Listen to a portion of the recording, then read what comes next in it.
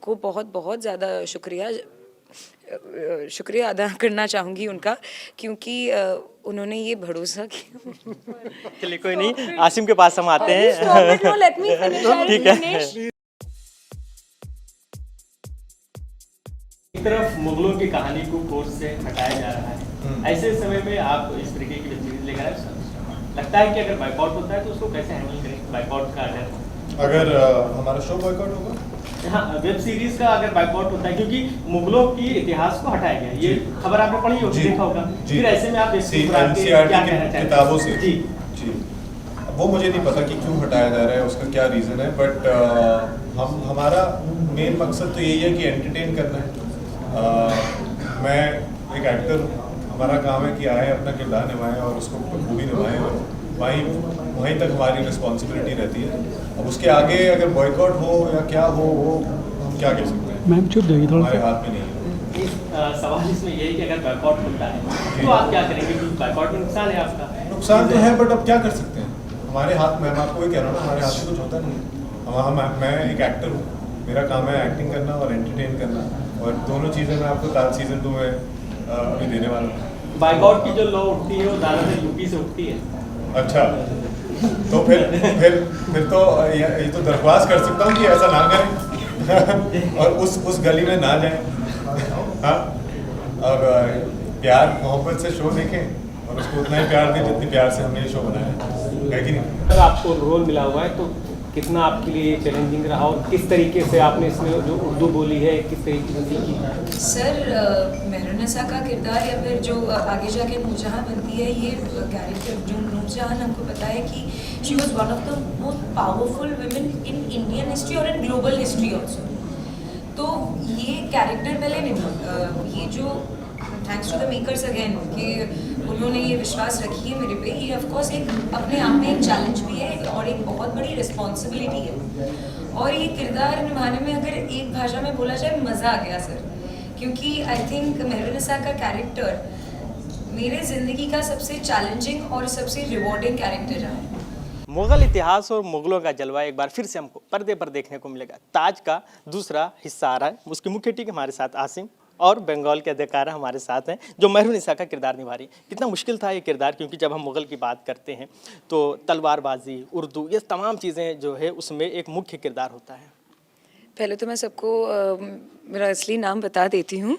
नाम डिफ़िकल्ट है, but thank you so much. My name is Shoroshni Moitra, and now coming back to your question sir.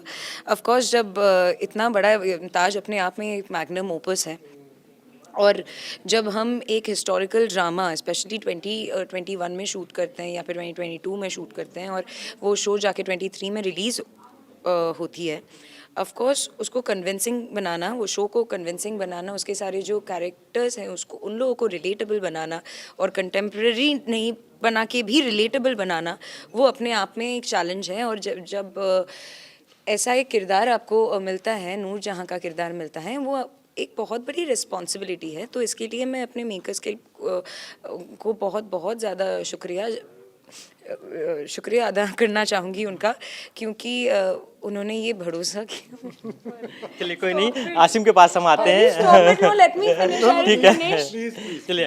उन्हें ये विश्वास किया, तो thanks to them. And of course आगे जाके 12th मई को ताज स्ट्रीम करना शुरू होगा, ताज सीजन 2 स्ट्रीम करना शुरू होगा ZEE5 पे, तो प्लीज़ वॉच द शो।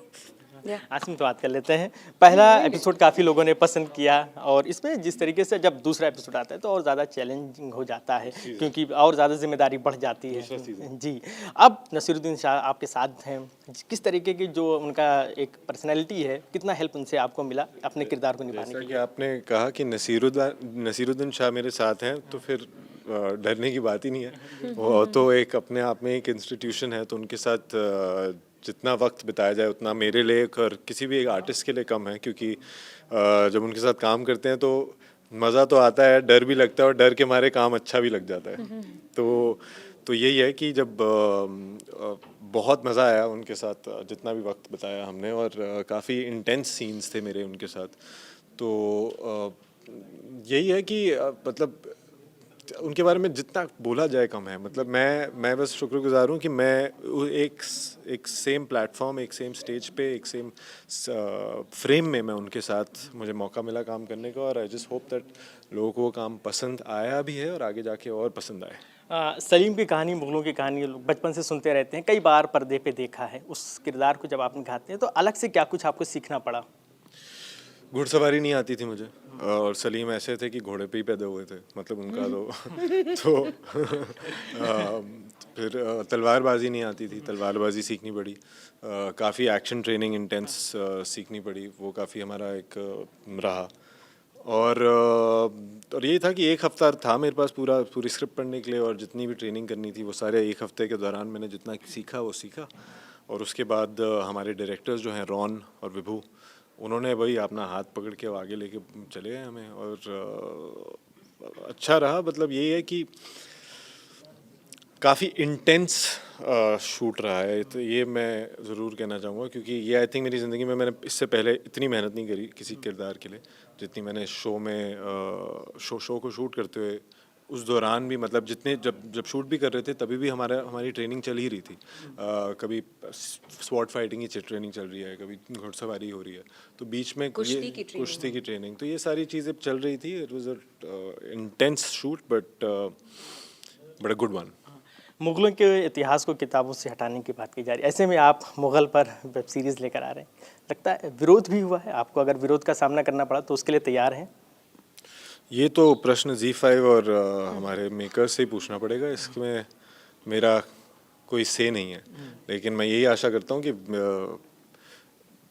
विरोध ना हो। हमारा काम लोगों को पसंद आए। विरोध करने का इसमें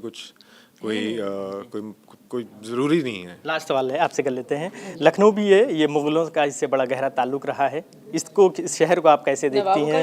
जी, नवाबों का शहर है, मुगलों का शहर है, इस शहर को आप कैसे देखते हो, और फिर इस शहर से आप अपने आप को कितना इस वेब सीरीज़ के माध्यम से जोड़ते हो? देखिए लखनऊ में मैं पहले भी आ चुकी हूँ, और मैं जब भी लखनऊ आती हूँ पहले तो बेस्ट लगता है मुझे यहाँ का खाना।